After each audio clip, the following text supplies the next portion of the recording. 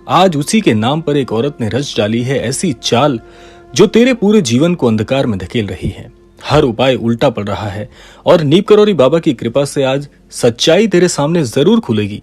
ये वीडियो अंत तक देख, क्योंकि इसमें छिपा है तेरा भविष्य और रक्षा का मार्ग। इसीलिए अगर आप तक भी आज का ये क्रमांक पहुंचा है तो ये क्रमांक आपके लिए बहुत ही महत्वपूर्ण होने वाला है, क्योंकि आज आप जान पाएंगे कि आपके घर में आने वाली एक ऐसी महिला जो आपके घर पे ही ताक लगा के बैठी है कि कैसे आपके घर के सुख, चैन और स्वास्थ्य को छीन सके। तो इसीलिए एक एक बात इस क्रमांक की बन जाती है आपके लिए बहुत ही जरूरी। इसीलिए इस क्रमांक को पूरा अवश्य सुनिएगा ताकि संपूर्ण जानकारी आप तक पहुंच सके। तो आइए प्रारंभ करते हैं आज के इस दिव्य क्रमांक को। सबसे पहले आपको ये जानना होगा कि आखिर उस महिला की छुपी हुई चाल क्या है। गांव, शहर हो या जमीन जायदाद का मामला, आजकल एक शब्द बहुत आम हो गया है, वो है उपाय। और हर उपाय काम का नहीं होता। कभी कभी उपाय नहीं, विनाश की शुरुआत होते हैं। एक औरत जो तेरे घर के आसपास है, दिखावे में तेरे बेटे से स्नेह करती है, पर उसके नाम पर करवाई जा रही है खतरनाक क्रियाएं। तू सोच रही है काम क्यों बिगड़ रहा है, तू उपाय करती है लेकिन हर बार उल्टा असर क्यों हो रहा है। क्योंकि ये औरत नहीं चाहती कि तेरा बेटा तरक्की करे, वो तेरे वंश को रोकना चाहती है, तेरे कुल की जड़ें सुखाना चाहती हैं। नीम करौरी बाबा हमेशा कहते थे जब अपने भेष में दुश्मन छिपा हो तो पहचान ही पहला उपाय है। आइए जानते हैं उसके कुछ ऐसे लक्षण जो तूने अनदेखे कर दिए हैं, जिस वजह से उसकी ये चाल तेरे घर में प्रवेश कर चुकी है। इस औरत की पहचान क्या है, ध्यान से सुनना। वो अचानक तेरे बेटे को उपहार देने लगी है, उसके इलाज या शिक्षा में जरूरत से ज्यादा दखल देने लगी है। तेरे घर में आते ही पूजा के स्थान की ऊर्जा भारी होने लगती है। वो अक्सर अपने साथ ऐसी कुछ चीजें लेकर आती हैं जिनका तेरे घर से कोई लेना देना नहीं, और ना जाने कौन कौन से उपाय छिप छिप कर वो कर रही है। तेरे बेटे के नाम से कोई ना कोई ऐसी चीज जरूर उसके पास गई है जिससे वो इस काम को अंजाम दे रही है। महाराज जी हमेशा ये कहते थे कि जो मित्र के भेष में शत्रु बनकर आए उसे पहचान लेना समय के अनुरूप बहुत जरूरी होता है, क्योंकि जिनके दिल में कपट होता है वे नाम का सहारा लेकर विनाश बोते हैं। आइए जानते हैं कैसे इस महिला का असर आपके घर पर धीरे धीरे होना शुरू भी हो गया है। अब समझिए वो उपाय क्यों आपके लिए इतने खतरनाक हैं जो वो कर रही है। देखिए, इससे पहले तो आपके बेटे की सेहत पर बार बार असर पड़ रहा है, बार बार उसकी सेहत बिगड़ती जा रही है। उसकी नौकरी लगते लगते क्यों अटक जाती है, उसका मन क्यों भटकने लगा है, शिक्षा में वो इतना पिछड़ क्यों रहा है, वो जो रातों को डर डर कर उठता है, ये सब किसी न किसी साधारण बीमारी का नाम नहीं बल्कि किसी बड़ी चाल का हिस्सा है। ये उस औरत की काली चाल है जो तेरे बेटे को कमजोर करके तुझसे तोड़ना चाहती है। महाराज जी के वचन हैं, जहां घर में एक सदस्य अशांति का बीज बोए वहां माँ बाप की साधना ही रक्षक बनती है।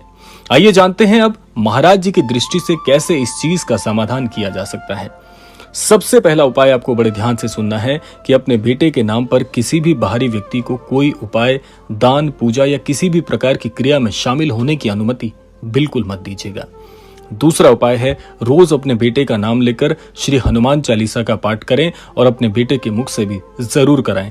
इससे जो श्री हनुमान जी की दिव्य शक्ति है उसका जुड़ाव आपके परिवार पर और खास तौर पर आपके पुत्र के ऊपर होगा। तीसरा महत्वपूर्ण उपाय है, नीम करौरी बाबा की तस्वीर के सामने आप एक दीप प्रज्वलित करें और अपने बेटे को महाराज जी से आशीर्वाद रोजाना दिलाएं, और साथ में महाराज जी के समक्ष बैठकर भी राम नाम के जाप करने की साधना भले ही कुछ देर की क्यों ना हो, लेकिन अपने बेटे के मुख से जरूर कराएं। ये तीन ऐसे दिव्य उपाय हैं जो उस महिला की सारी चाल को नष्ट कर सकते हैं। देखिए, महाराज जी कहते हैं जिसके पीछे माँ की सच्ची प्रार्थना खड़ी हो उसे कोई माया नहीं छू सकती। आइए जानते हैं उस औरत से आपको कैसे सावधान रहने की आवश्यकता है। अब उस औरत से कैसे निपटना है, आइए जानते हैं। सबसे पहले आप उस महिला को अपने घर में आने से रोकने का प्रयास करें, और ये इस तरीके से कीजिएगा कि उसे पता भी ना चले और आप उससे दूरी बना लें।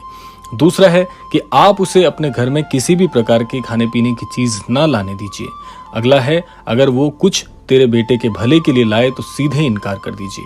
ये वो छोटे से उपाय हैं जो कि उस महिला के प्रवेश को आपके घर में रोकेंगे, क्योंकि वो यही तो चाहती है कि आपके घर में किसी न किसी प्रकार से नकारात्मकता फैल जाए, और आपको उसे रोकने के लिए इन चीजों का सहारा लेना परम आवश्यक है। महाराज जी कहते हैं जो अपने हित के लिए दूसरों का बुरा सोचे ऐसा व्यक्ति पाप का भोगी होता है और वो कभी भी इस जंजाल से मुक्त नहीं हो सकता। तो वह ऐसे ही किसी चाल में फंस रही है, यानी कि महाराज जी यही आशीर्वाद देते हैं कि आप अपने मन से किसी का बुरा ना चाहें। हर व्यक्ति को उसके कर्मों के अनुसार अच्छा या बुरा फल तो भोगना ही पड़ता है। बाबा के अनुसार ऐसे लोग अंततः स्वयं अपने जाल में फंसते हैं। आइए जानते हैं कैसे ये क्रमांक आपके लिए चेतावनी बन जाता है। देखिए, अब समय है सावधान होने का।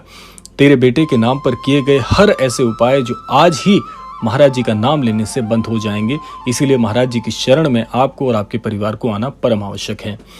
आपके बेटे का भविष्य आपकी सजगता पर निर्भर करता है। इसीलिए महाराज जी कहते हैं कि जो माता पिता अपने बच्चों की आत्मा की रक्षा करते हैं, ब्रह्म भी उनकी रक्षा करते हैं। पर अब तुझे एक बात का ध्यान रखना है कि क्या तू आंखें मूंद कर इस औरत की चालों में फंसी रहेगी या बाबा के बताए मार्ग पर चल के सब कुछ बचा लेगी। इसीलिए ये क्रमांक आपके लिए बहुत ही फलदायी बनता है, क्योंकि महाराज जी की इसमें मर्जी है कि आप अपने घर में आने वाले अन्यत्र लोगों से भी धीरे धीरे सावधान होने का प्रयास करें, क्योंकि किसी की नीयत का कुछ पता नहीं, कब जाकर किसकी नीयत कैसा फल मांगने की इच्छा करे। इसीलिए इस वीडियो को अपने भाई बहनों, अपने पड़ोसियों और खासकर हर उस माँ तक जरूर पहुंचाएं जो अपने बच्चों के लिए चिंतित है, क्योंकि आज की सच्चाई है, दिखावा करने वाली औरतें आपके बच्चों के नाम पर विनाश की जड़ें बो रही हैं, पर बाबा की कृपा से आपकी सजगता ही रक्षा का कवच बनेगी। इसीलिए महाराज जी का ये संदेश इस क्रमांक के माध्यम से सिर्फ इसीलिए आप तक पहुंचा है क्योंकि आपके घर में ऐसी कोई चीज चाहे अनचाहे प्रवेश कर रही है या कर चुकी है। इसीलिए आपको चाहिए कि आप सावधान रहें, लेकिन एक बात का ध्यान रखिएगा जो मैंने आपको पहले भी क्रमांक में बताई है कि महाराज जी के अनन्य भक्त कभी भी किसी के लिए बुरा नहीं सोचते। भले ही कोई आपसे शत्रुता भी कर ले, लेकिन फिर भी हमेशा उसके अच्छे की कामना करो, क्योंकि ऐसे लोग दया के पात्र हैं, क्योंकि उनकी मानसिक स्थिति विषिक्त है, इसीलिए वो आपका बुरा सोच रहे हैं।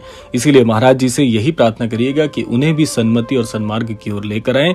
और इस क्रमांक के माध्यम से यही मैं कहना चाहूंगा, यही प्रार्थना है कि श्री महाराज जी सभी को सन्मति और सद्बुद्धि की प्राप्ति कराएं और इस संपूर्ण सृष्टि का, इस संपूर्ण लोक का कल्याण हो। तो इसी के साथ साथ समय आता है विदा लेने का। यही कहना चाहूंगा कि आप सभी स्वस्थ रहें, अच्छी सोच रखें और इस समाज के कल्याण के लिए हितकारी कार्य करते रहें। इसी कामना के साथ विदा लेते हैं। मिलते हैं अगले क्रमांक में। तब तक के लिए जय श्री राम, जय गुरुदेव, जय उत्तराखंड।